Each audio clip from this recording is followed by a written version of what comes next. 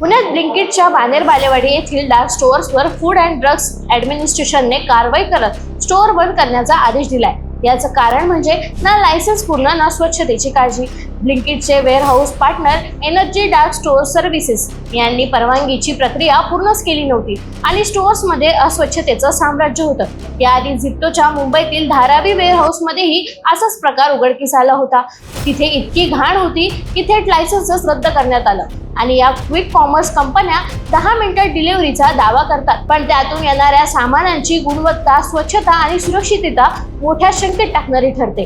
ग्राहकांच्या तक्रारीनुसार एक्सपायर्ड सामान, सडलेली अंडी, कुजलेल्या भाज्या पोहोचत आहेत। तसेच डार्क स्टोअर म्हणजेच शहरातील छोट्या गोडाऊन्स घरापासून 3 किलोमीटर रेंज पर्यंत असलेले स्टोअर्स, जिथून दिवसाला सुमारे 1,500 ऑर्डर्स दिल्या जातात।